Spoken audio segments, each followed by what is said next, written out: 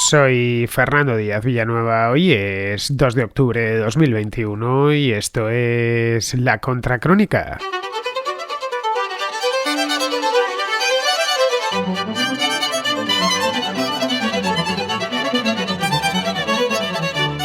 Bienvenidos a La Contraportada, el día que en La Contracrónica nos dedicamos a hablar de libros. Hoy de unos cuantos libros y todos bastante buenos. Miedo me tengo porque el primero que llega, como habéis podido ver, es un libro que los que me conocen saben que me gusta mucho. Lo recomiendo bastante a menudo.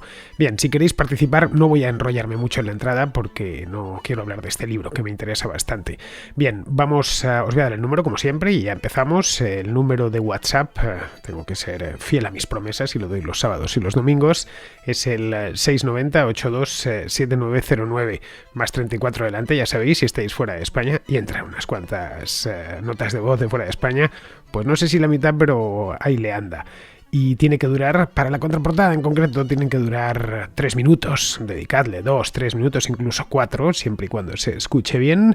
Dedicadle tiempo porque un libro pues requiere algo de tiempo. En mi caso requiere bastante tiempo a menudo, sobre todo si sois tan malvados como las últimas contraportadas que me estáis enviando libros que me gustan mucho. Parece que me leéis el pensamiento. Bien, ya sabéis, 690-827909. Importante, que se escuche bien. Bien, pues dicho esto, pasamos ya directos de cabeza a la contraportada.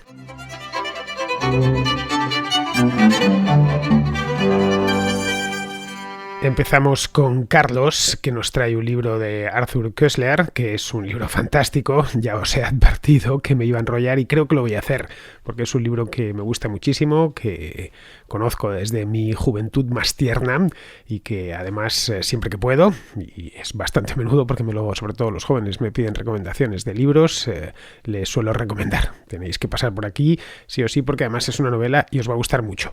Pero antes de nada vamos a pasar con Carlos, que nos recomiende y nos hable él del libro.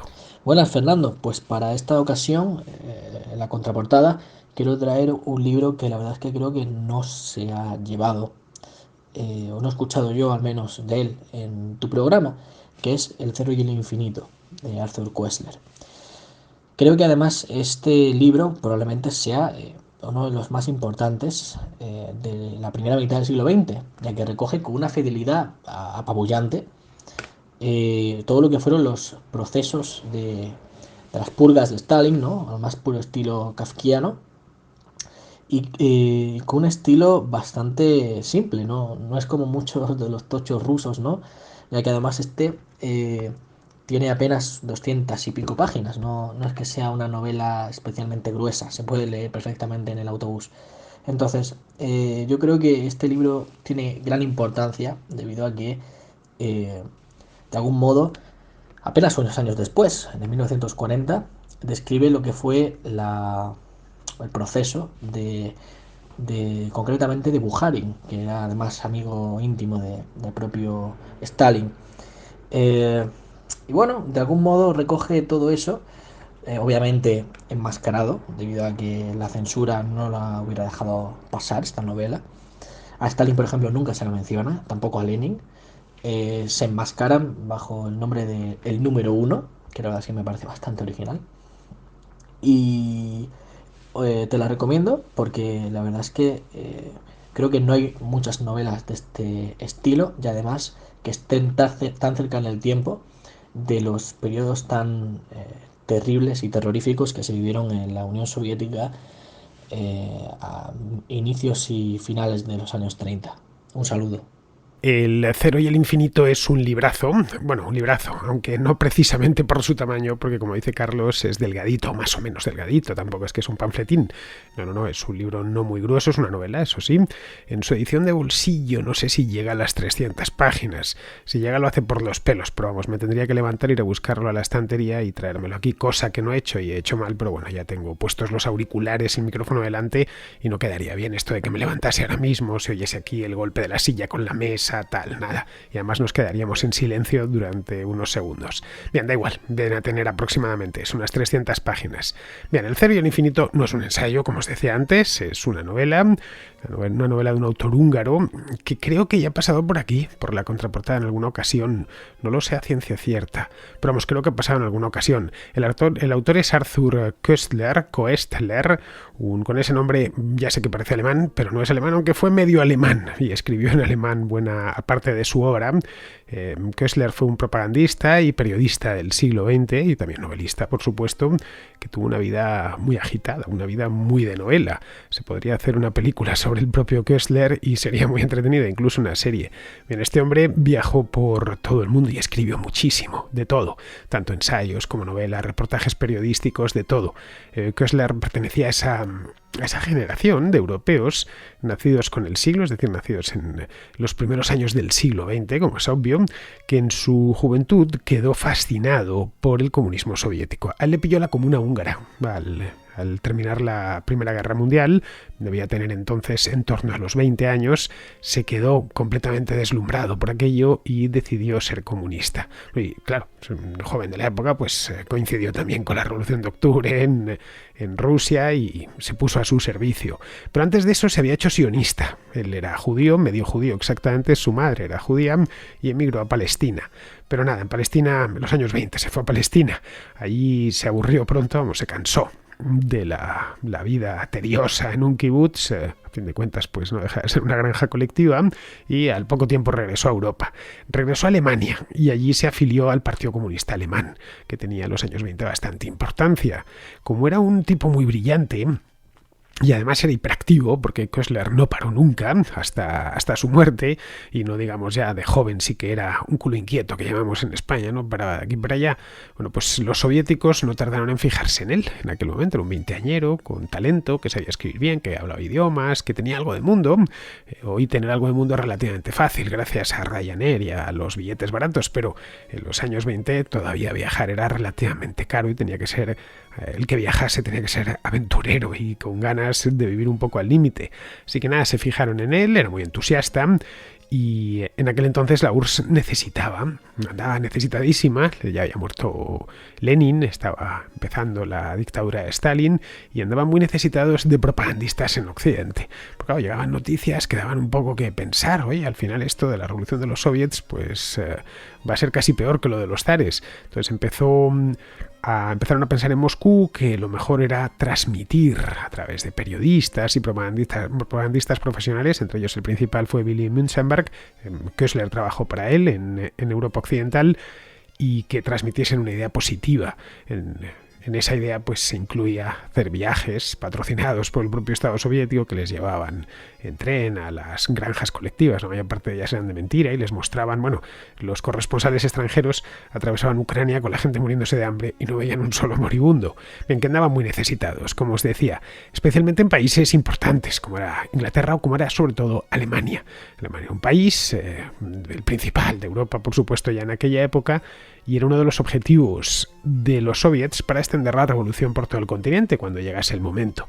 El país Alemania, quiero decir, estaba muy castigado por la guerra y sobre todo por la paz, y había mucha inestabilidad política. Es cuando aparece el partido nazi, los comunistas tienen muchísimo movimiento en las calles, también muchos votos, muchos diputados en el Reichstag. Entonces ven que es una fruta que todavía no está madura, pero que lo saben porque la revolución espartaquista ha fracasado, les han traicionado los socialdemócratas, pero que más pronto que tarde pues terminará cayendo.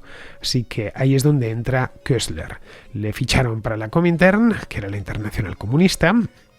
La Comintern era esencialmente una agencia soviética que dependía directamente del gobierno, que se dedicaba a coordinar los partidos comunistas de todo el mundo, con especial hincapié en los partidos comunistas europeos, la que transmitía las órdenes, la que fijaba las campañas de propaganda, etc. Bien, fue en esa época cuando le enviaron a España, donde acababa de empezar la Guerra Civil, estamos hablando del año 1936, para que se infiltrase la zona rebelde, la zona franquista, aunque todavía cuando él llega no era franquista, no se había Franco convertido en el líder máximo, pero bueno, lo sería poco después. Le mandaron haciéndose pasar por periodista, y para que allí, una vez allí, un periodista alemán obviamente, y sacase toda la información que fuese posible. Fue descubierto y le encerraron. nada, le metieron en una cárcel ahí en Sevilla, porque él entró por Sevilla, estaba dominada en aquel momento por Queipo de Llano, y bueno, se salvó un poco de milagro, podía haber puesto aquella aventura, haber puesto punto y final a su vida. La idea era fusilar a los espías, obviamente, como en todas las guerras, y se salvó porque le canjearon por otro preso. Creo que el otro preso era la esposa del capitán Aya, que era el piloto de personal de Franco. Esto hablo de memoria, pero vamos, creo que sí que era la esposa del capitán Aya, todo gracias a una gestión que había hecho el Foreign Office, el ministro de Exteriores británico. Él tenía contactos en el Reino Unido, creo que estaba casado con una británica en aquel momento, porque tuvo una vida amorosa también muy agitada, como toda su vida, todo lo demás en su vida. Así que nada, las autoridades franquistas accedieron. Total, Koestler no dejaba, era joven, en aquel entonces era un treintañero y no dejaba de ser un periodista húngaro, medio alemán, bien conectado en Inglaterra, y eso les podía ocasionar problemas. En aquel entonces ya la guerra se había consolidado y el régimen de Franco, el lado franquista, trataba de no malquistarse demasiado con ciertos países como el Reino Unido. Así que nada más, tratándose de un periodista que si lo hubieran ejecutado pues hubiera dado origen a artículos en contra en los periódicos británicos, en los franceses, etc. Así que nada, le sueltan. Y se estableció en Francia, no en Inglaterra. Luego, poco después, ya estando en Francia, en París, se desencantó del comunismo. Y es cuando se puso a escribir el libro este que nos trae Carlos, El Cero y el Infinito, que fue publicado poco después, creo que 2 años después, creo que él se puso en el 38 y lo publicaron en el 40. Vamos a salir en el 40 seguro, porque además lo acabo de comprobar. Y ya poco después, bueno, en ese momento, pues había empezado unos meses antes la Guerra Mundial, aunque sí él escribió el libro antes de que empezase la Segunda Guerra Mundial. En ese momento le detuvieron en Francia antes de la invasión alemana, porque sospechaban las autoridades francesas que era un espía de la Unión Soviética, un tipo extraño. Decían, bueno, este tipo es húngaro, pero a la vez habla alemán y tiene incluso un apellido alemán, ha estado en la guerra de España, allí le han detenido, luego le soltaron, en fin, una cosa no muy normal. Se lo llevaron a un centro de detención en Francia, pero ahí le volvió a sonreír la fortuna a Koestler. Le liberaron y se alistó en la Legión extranjera francesa, con la idea de que donde no pedían cuentas de nada, simplemente deme usted su nombre real o fingido y ya está. Y a partir de ahí ya les enviaban a ultramar, ¿no? La idea que tenía él era que le enviasen a África. Él tenía ya un plan, cuando se alistó a la Legión extranjera. Quería que le enviasen al África francesa y desde ahí ya vería el modo de desertar y de dirigirse a Inglaterra, embarcando el primer barco que viese. Lo consiguió. Estaba en África, en el norte de África, consiguió desertar y tomó un barco a Lisboa y allí otro para Inglaterra. Bien, entró ilegalmente, por supuesto, en el país y le volvieron a detener en Inglaterra. Aunque esta vez el gobierno británico pensó, estaba ya en plena guerra mundial, pensó que un tipo así, tan extraño, les podría ser de utilidad. Además se había publicado ya su libro, este del Cero y el Infinito. Sabían que no era exactamente un agente de Stalin, pero bueno, hablaba alemán, lo cual era bastante útil. El Reino Unido estaba en guerra con Alemania, lo hablaba perfectamente, además, y lo escribía perfectamente, y era un tipo muy habilidoso y muy aventurero. Así que los británicos le emplearon en el Ministerio de Información para hacer pues asuntos propios de la información, desde propaganda hasta traducir mensajes y noticias llegadas desde Alemania. Bien, ya nunca más se movería de ahí. No del Ministerio de Información, del que saldría relativamente pronto, sino del Reino Unido. Seguiría viajando el resto de su vida, de aquí para allá, pero ya como corresponsal de prensa. Creo que estuvo en el Times y no sé cuántos periódicos más, y siempre como ciudadano británico. Consiguió obtener la nacionalidad británica y ya nunca la perdió. Bien, el libro este que nos trae Carlos, El Cero y el Infinito, es de sus primeras obras. No sé si creo que escribió un par de libros antes, en los años 30, pero desde luego es la primera que cosechó éxito de público. La escribió en alemán, aunque una amiga se la tradujo al inglés. Y así es como fue publicada por primera vez en inglés. Su título original, y es como se conoce a esta novela por el mundo, es Darkness at Noon, es decir, Oscuridad al mediodía. Es un título precioso, por cierto. Me pregunté durante mucho tiempo por qué no lo habían traducido literalmente, pero no sonaba mal, sonaba muy bonito. Oscuridad al mediodía. En español lo que hicimos fue tomar el título del francés, no del inglés. En francés se titula Le Zero et l'Infini, que es lo mismo, el cero y el infinito. Total, al editor español pues le debió gustar más el título en francés, o quizás que lo había leído en francés y no en inglés por primera vez, y ya se quedó con el cero y el infinito. Bien, esta novela cuenta la historia de un tipo completamente ficticio llamado Nikolai Rubashov, que es un viejo bolchevique al que arrestan, encarcelan y juzgan por alta traición. Le acusan de conspirar contra el gobierno soviético. Bueno, no soviético, contra el gobierno, porque en ningún momento cita a la Unión Soviética. Se entiende desde las primeras páginas que está en un país totalitario, angustioso, de esos que había en Europa en los años 30. Bien, el mismo gobierno que él había contribuido a instaurar durante una revolución que está relativamente cercana en el tiempo. Vamos, el caso de la Unión Soviética hoy lo vemos como algo muy lejano, pero en los años 40 todavía se veía, la mayor parte de los revolucionarios bolcheviques todavía vivía. El propio Stalin estaba ahí, ¿no? Y como él, pues prácticamente todos los funcionarios del partido, incluso los que lo habían apoyado en Occidente, pues como ahora vemos, qué sé yo, el 11S, por ejemplo, una cosa así, es decir, una cosa aproximadamente 20 años vista. Bien, la novela está ambientada en torno al año 38-39. Durante la Gran Purga stalinista, de nuevo, no cita nada de eso, pero está ambientada justo coincidiendo con la Gran Purga y los procesos de Moscú, que tuvieron muchísimo eco en la prensa local y también, aunque bastante menos, en la prensa occidental, que estaba a otras cosas. Bien, pues a pesar de estar basada claramente, y hasta con un nombre ruso, el protagonista se llama Nikolai, bueno, y se apellida Rubashov, a pesar de estar basada en hechos reales, la novela no nombra ni a Rusia, ni a la Unión Soviética, ni a los soviéticos en ningún momento. Ni al propio Stalin. Emplea de hecho términos genéricos, como bien nos dice Carlos, para describir a personas o organizaciones. Por ejemplo, al gobierno soviético le denomina el partido, así, sin más. A la Alemania nazi la denomina la dictadura. Stalin es el número 1. Vamos, y evidentemente pues es un dictador terrorífico al que todos temen más que a ninguna otra cosa. El protagonista, que es, como os decía, Nikolai Rubashov, es un reo del proceso, del gran proceso, inocente por supuesto, al igual que todos los demás que comparten cautiverio con él y que van desfilando por la novela.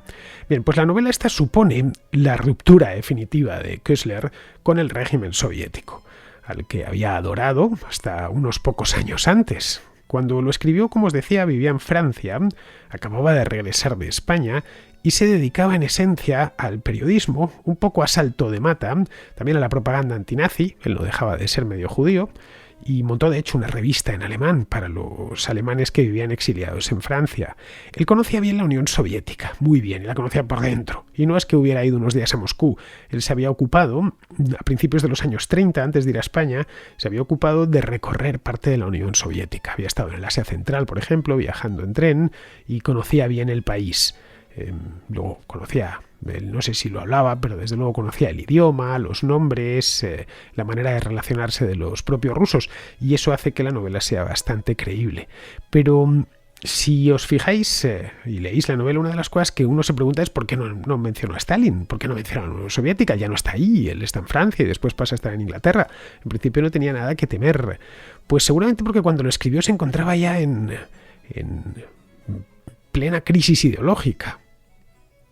Estaba ya, como había abandonado la fe religiosa cuando era joven, pues en ese momento que rondaba los 40 años estaba en plena crisis ideológica, pero tampoco no lo sabemos, la verdad, porque no lo dejó por escrito, no quería significarse demasiado, y quizá por eso evita citar a Stalin o a la propia URSS.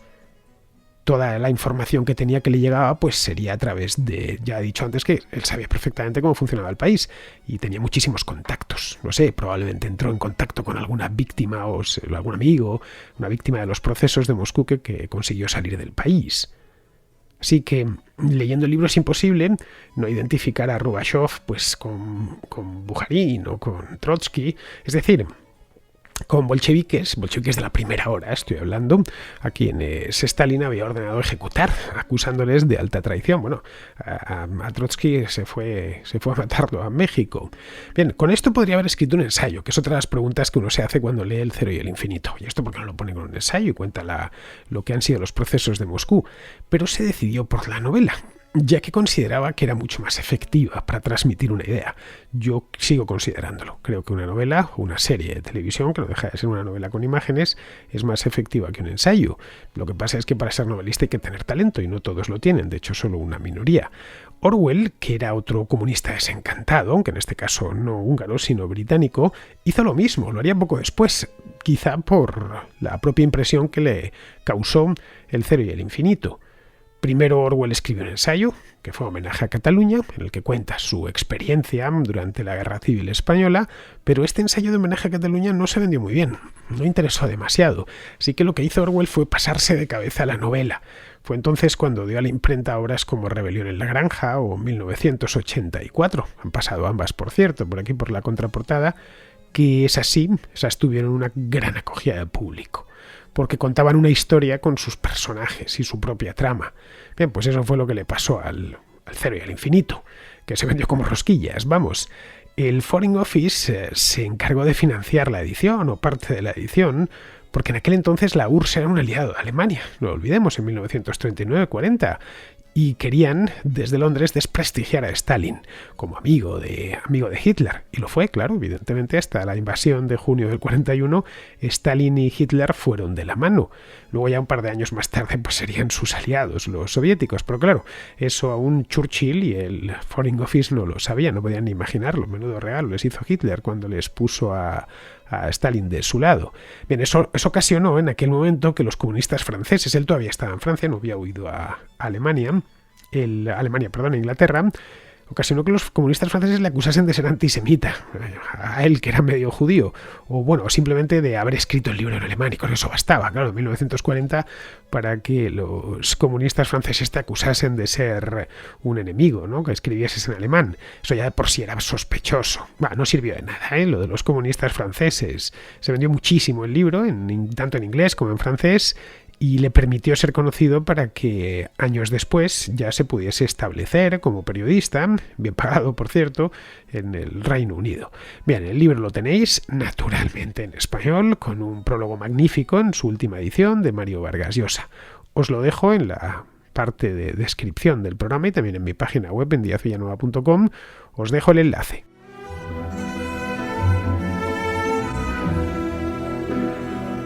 Ya os decía antes que me iba a enrollar con ese libro, pero es un libro que tiene mucha amiga y sobre todo, bueno, el libro la tiene, pero sobre todo su autor. A ver si me traéis más cositas de Koestler, que a mí es un autor que me gusta mucho. Bien, es estos tipos que uno hubiera querido ser él, pero claro, nacimos en distintas épocas, haber visto tanto, haber sido tan admirado como él y haber podido conocer a tanta gente importante como conoció Koestler. Bien, pues vamos a seguir, nos quedan más libros todavía aquí en la recámara. Seguimos con Rommel, que está en Perú. Rommel es un habitual de la contraportada, que nos trae otra novela, esta vez de Ray Bradbury, pero que, como la de Koestler, tuvo muchísima influencia en el siglo XX. Hola Fernando, envío este audio para compartir un libro con los escuchas de la contraportada. Quiero hoy día compartirles Fahrenheit 451 de Ray Bradbury. Creo que existen libros que plantean ideas, ¿sí?, y giran en torno a una sola idea, y este es un claro ejemplo. No es un libro muy complejo, pero tiene frases, tiene conversaciones, monólogos que son inolvidables. Quizá la simbología que usa el autor en la quema de libros no debe ser entendida tanto como el hecho en sí físico de quemar el libro, sino como el impedimento, el bloqueo, la desaparición de las ideas, del conocimiento milenario que adquiere la humanidad y que hace que la humanidad pueda interpretar los hechos y tomar decisiones, ¿sí? En esta sociedad distópica que nos plantea el autor, existen muchas cosas que no quedan tan definidas y es un poco nebuloso el ambiente en el cual se desarrollan los hechos de este bombero que tiene una actividad completamente distinta a la que nosotros podríamos entender como un bombero, ¿no? En realidad la función de este bombero es quemar libros, y la historia del protagonista gira en torno a cómo desde que él disfruta mucho su actividad va abriendo los ojos o va abriendo la mente en realidad al entender por qué todo lo que hace está totalmente equivocado, ¿no? El protagonista, que es Guy Mountain, va entendiendo qué es lo que hacía, no logra entender muy bien por qué lo hacía, ¿sí?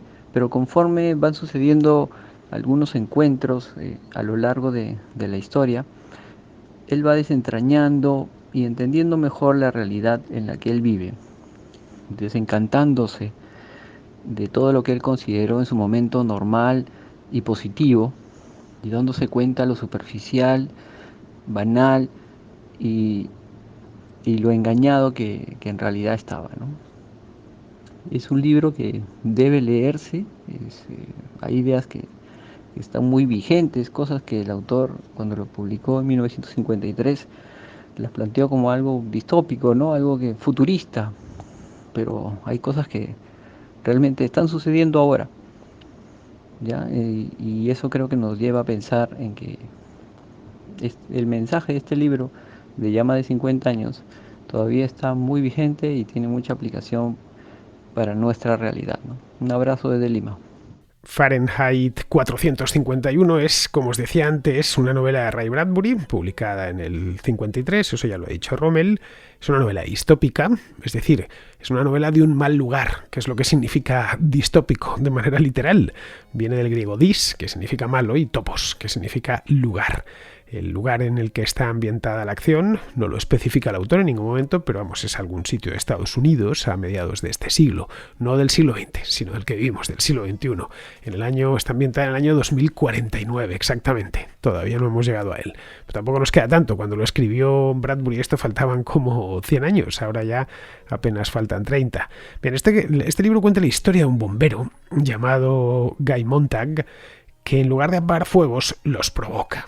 Pero solo provoca fuegos sobre los libros.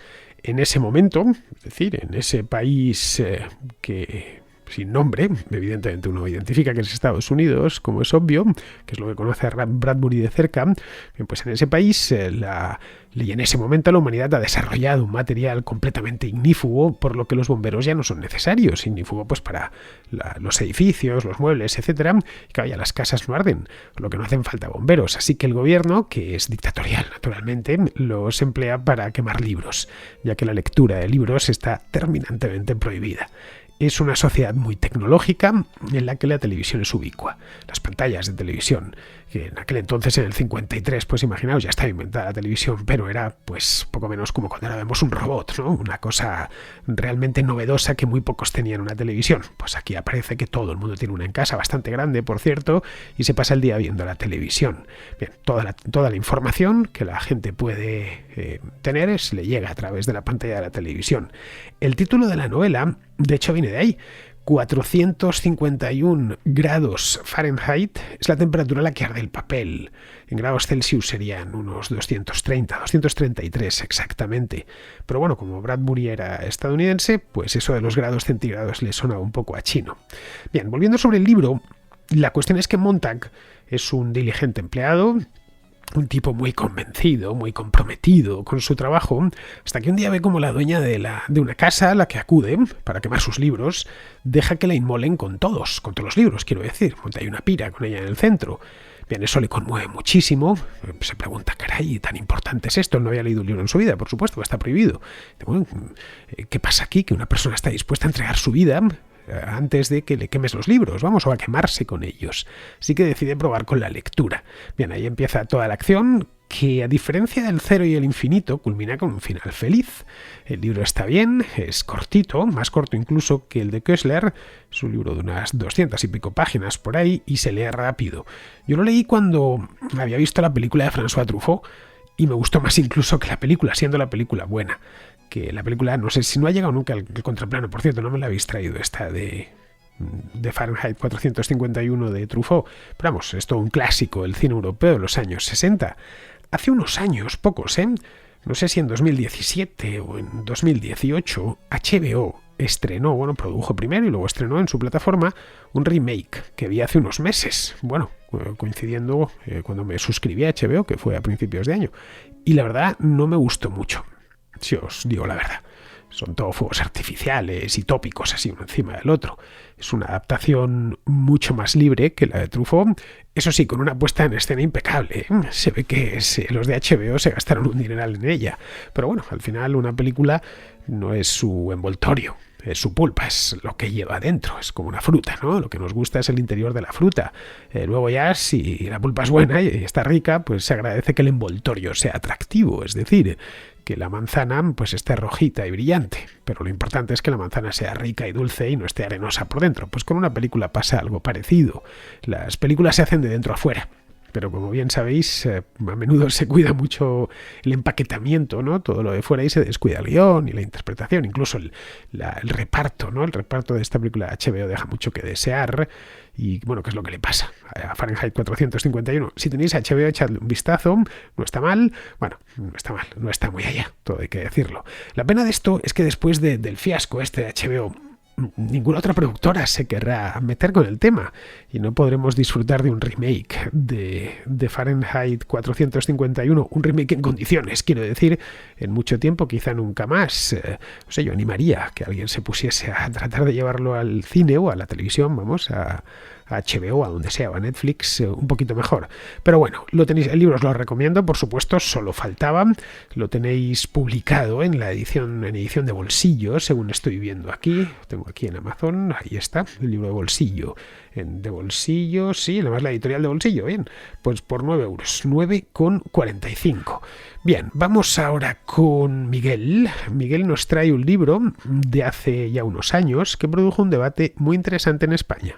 Hola Fernando, lo primero de todo agradecer tu programa, soy un recién llegado a este podcast y debo decir que aunque estás en una línea que no coincide exactamente con mis ideales políticos, pero bueno, siempre creo que tratas los temas desde un punto de vista interesante, siempre reflexivo y bueno, que siempre hay que escuchar a gente con opiniones diversas.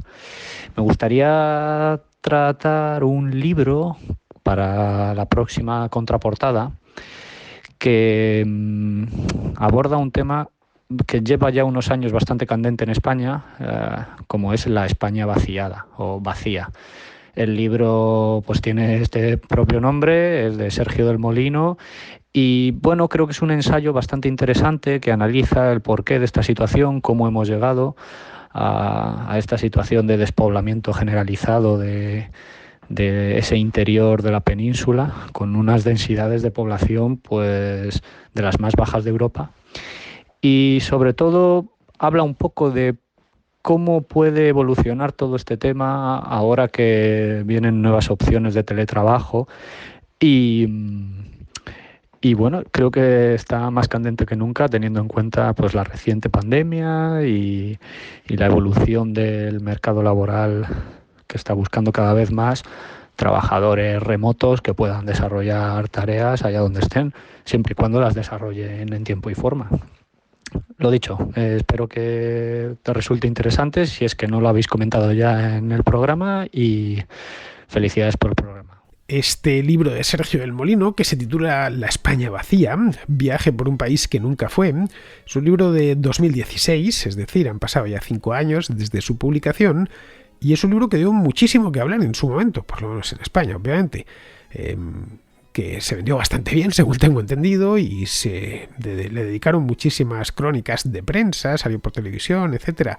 Y bueno, si tuvo algo de bueno fue abrir un debate sobre algo de lo que nunca hemos hablado, y es lo vacío que está el país. Todos nos hemos dado cuenta desde nuestra más tierna infancia. Yo recuerdo siendo niño que ibas en el tren y veías que salías de Madrid y no había nada, hasta Zaragoza o hasta Burgos, qué sé yo, y estaba todo vacío. Bueno, si viajas en avión es más llamativo todavía, pero claro, nunca te planteas, a no ser que te guste mucho la geografía o la historia, porque el país está tan vacío. Bien, Sergio del Molino es periodista, es escritor también, novelista, y hace unos años decidió recorrer España, recorrer algunas comarcas de España, famosas por su despoblación, como caso de las Urdes, por ejemplo, en Cáceres, o Los Monegros, entre Zaragoza y Huesca, vamos, lugares en los que no hay un alma, y que cualquier español lo sabe si ha pasado por ahí. Bien, pues ahí el autor constata el hecho que todos conocemos, lo constata a pie de obra.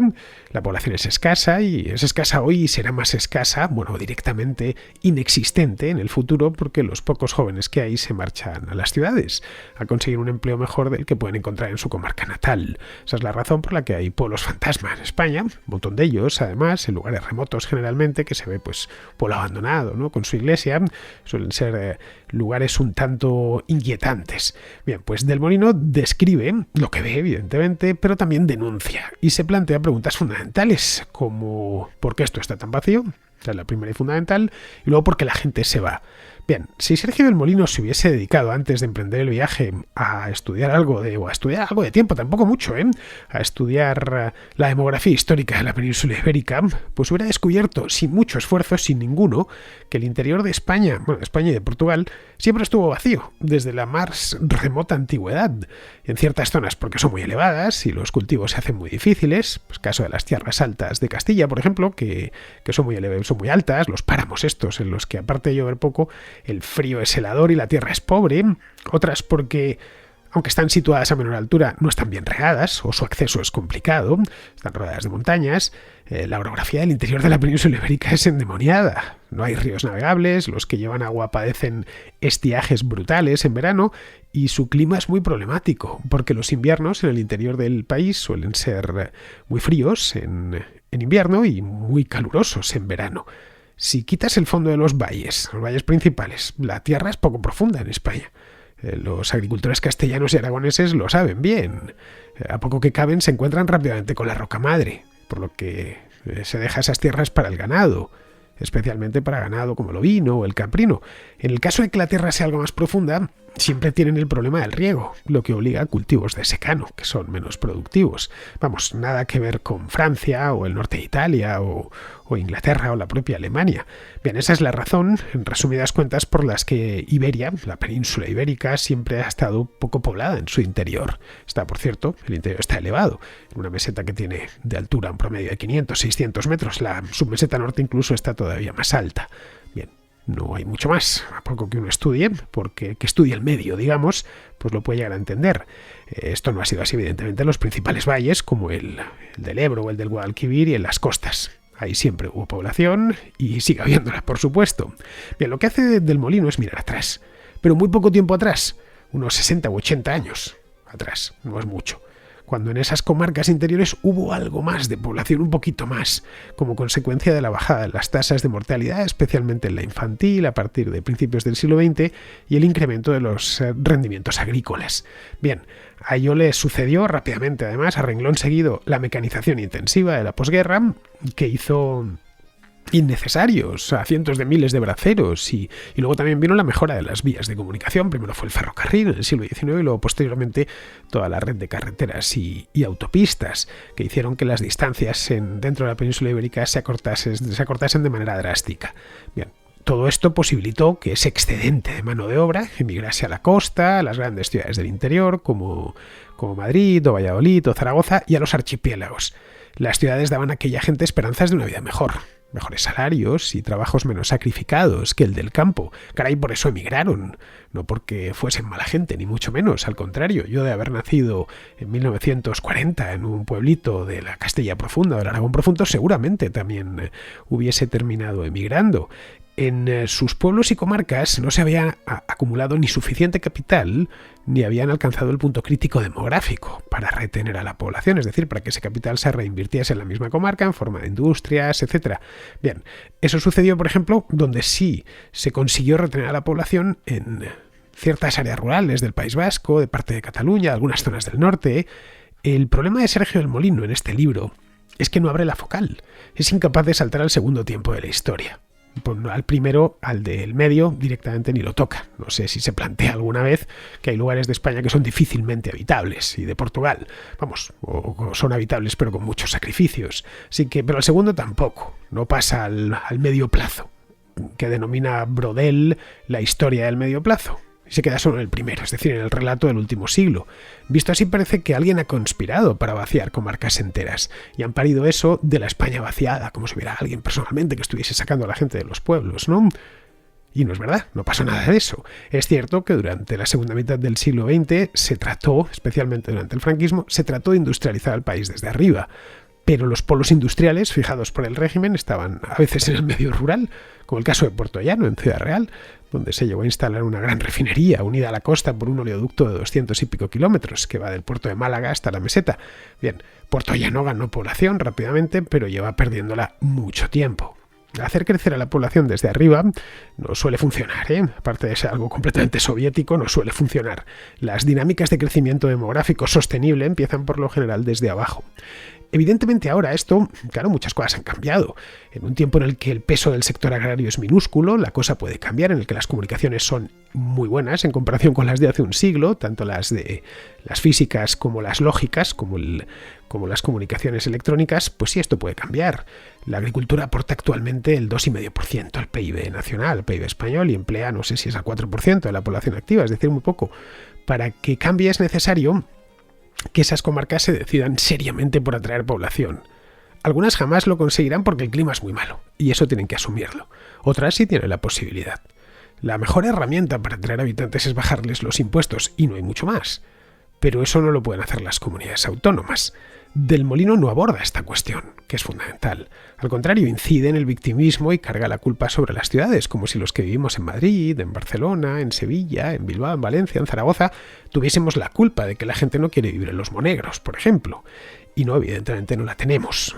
Pero sí se podría atraer gente de las grandes ciudades haciéndoles la vida fiscalmente más fácil. Bueno, me he vuelto a enrollar con este libro, al final no me entra ninguno más y me he pasado 3 pueblos, nunca mejor dicho, a la que estoy hablando de pueblos.